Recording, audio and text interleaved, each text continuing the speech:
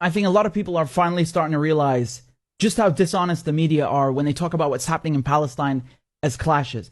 If these were videos from Ukraine, if they showed Russian soldiers abusing Ukrainians, it would be front page news. You would have no problem looking at that and calling that violence. But because it's happening to Palestinians, oh, now it's a clash. Oh, it's both sides. Look, man, when you have gangs of uniformed thugs draped in riot gear bursting into a mosque and shooting people with tear gas while they're praying, that's not a clash. That's literally the definition of brutality. And this idea that if Palestinians dare to throw a rock in self-defense at somebody that's tear gassing them, that they're somehow equally to blame. I mean, what is this colonial slave mentality? Like, how dare you defend yourself? Accept your oppression, you Arab terrorist. Man, I don't understand people who can sit there and watch an entire people being humiliated, subjugated, and ruthlessly oppressed every day by an occupying military force, and then attribute equal blame to unarmed Palestinian civilians. I mean, how morally bankrupt do you have to be to utter such a thing? Huh?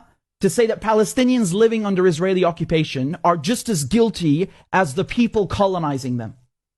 And then they sell you this idea, this fairy tale that Israel's a democracy, while they're openly beating journalists, beating medics, beating worshippers, beating women. Where are all the Western feminists? You want to talk about women's rights, but when Palestinian women are being beaten in the street, suddenly you have nothing to say?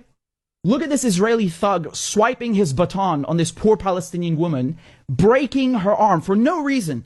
Where are the champions of women's rights? Where is the outrage in the West? I guess it's her fault for not being born Ukrainian. Maybe if she was Ukrainian instead of Palestinian and Muslim, then people would care. Do you know how insulting that is to go into a holy place while people are praying during Ramadan, beat them up, handcuff them, and just throw them around like sacks of meat? I'm not even Muslim, and I am insulted. I'm offended. And I shudder to think what would happen if Palestinians went into a synagogue and started firing tear gas at people while they're praying. The reaction around the world would be nuclear, and rightfully so. So where's the outrage here? Why the double standard? How can the media see images of this, of Palestinians being handcuffed and thrown around in a place of worship, and all they do is make excuses for Israel? You know, that building, the Aqsa Mosque, has been there for over 1,000 years. Look how they smashed the windows and the doors like it's some used car. And this is the second year in a row that the Israelis have done this. And the last time, a war broke out. You know, Palestinians are living 2-3 generations as refugees on their own land. They have no state, they have no equal rights, no armed forces.